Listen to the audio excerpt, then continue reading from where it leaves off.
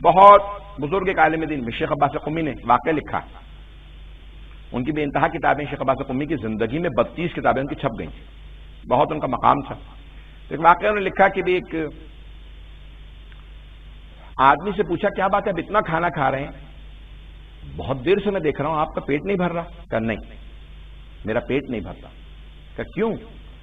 کہا میں ایک جنگل میں کھانا کھا رہا تھا تو وہاں آ کے ایک نجس العین ایک کتا وہاں آ کے بیٹھ گیا، وہ مجھے دیکھتا رہا، تڑپتا رہا کہ میں اسے شاید کچھ دے دوں. کہا میں نے سارا کھانا کھا لیا. جب میں اٹھ کے جانے لگا تو ایک مرتبہ اس کتے نے آسمان کی طرف منہ اٹھایا اور اس نے کچھ ہو رہا ہے اپنی زبان کے اندر. میں چلا گیا، لیکن اس دن سے لے کے آج تک میرا پھر پیٹ نہیں بھرا. مجھے لگتا ہے اس کتے نے بد دعا دی ہے. بعض کا ترجانے کی رامی کسی جانور کی انسان کو بد دعا لگ جاتی ہے اور بعض کا دعا بھی لگ جاتی ہے. آپ کو میں پریشان نہیں کرنا چاہ رہا ہوں، یہ خاموشی جو ہے مجھے بتا رہی کہ جیسے آپ پریشان ہو رہے ہیں. آئیے ذرا ایک میں پازیٹو بات بھی پیش کر دوں، مثبت بات بھی. ایک اور نجف اشرف کے اندر طالب علم پڑھنے کے لیے گئے ہوئے تھے، مجھے نہیں معلوم کس ملک سے تھے. علماء نے ان کے نام کے بغیر واقعہ لکھا.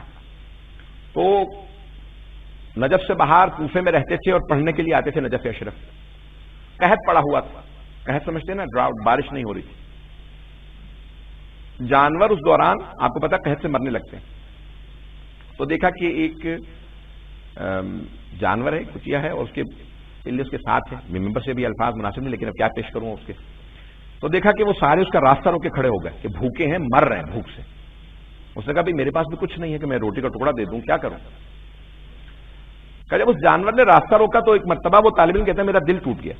کتاب ہاتھ میں تھی، پڑھنے جا رہا تھا. کہ فوراً دکان پہ گیا، کتاب بیچی. بیچنے کے بعد کہا کہ بھی اگر کچھ کھانے کو ہو، پینے کو ہو، کا دودھ ہے، کا دودھ دے دو. جا کے اس جانوروں کو اس نے وہ دودھ پلا دیا. کہ کچھ دیر کھڑا دیکھتا رہا، وہ سب کے سب دودھ پی رہے ہیں.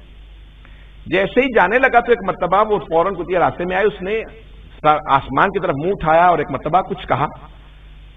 کہا بھائی میں گھر جانے لگا. پھر سوچا گھر جا کے کیا کروں گا، درس میں چلتا ہوں. کہ درس میں جا کے کیا کروں گا، کتاب بھی نہیں ہے، پڑھوں گا کیسے. پھر سوچا نہیں چلو درس میں چلتا ہوں. جب درس میں آیا، استاد کے درس کو سننا شروع کیا تو محسوس کرتا ہوں کہ جو کچھ یہ بیان کر رہے ہیں مجھے سب یاد ہے. استاد جو کچھ بیان کر رہے ہیں مجھے سب کچھ یاد ہے. کہا میں بہت دیر تک سوچتا رہا کہ یہ کیسے ہو سکتا ہے، یہ تو آج نیا درس ہے، میں تو پڑھ کے بھی نہیں آیا تھا. تو کہا جیسے درس ختم ہوا میں نے اپنے وہ جو ہم مباحثی تھا جس کے ساتھ ڈسکشن ہوتا تھا، دوسرا طالب علم، اس سے پوچھا کہ لگتا ہے مجھے کتاب حفظ ہو گئی.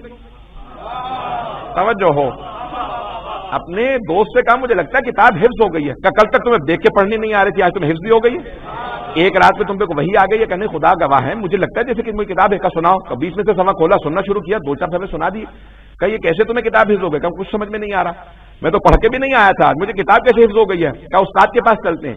کہا آگا اس آدمی کو کل تک اس آپ کے شاگرد کو کتاب بھی صحیح طرح سے دیکھ کے پڑھ نہیں پا رہا تھا، عبارت کی اس کی اچھی نہیں تھی، اور آج اسے پوری کتاب حفظ ہے. کہ تم نے کسی مظلوم پہ احسان تو نہیں کیا؟ پتہ نہیں لوگ ہیں یا نہیں،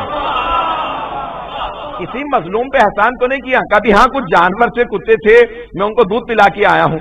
کہا کچھ کہاں وہ راستہ روک کے ایک مرتبہ آسمان کی طرف منہ اٹھا کے کچھ کہہ رہی تھی. تو کہا کہ اس نے تمہیں دعا دی ہے اللہ نے، کیونکہ وہ مظلوم تھی، بھوکی تھی، تو اس کی دعا تمہارے حق میں قبول کر لی. پتہ نہیں لوگ ہے یا نہیں ہے.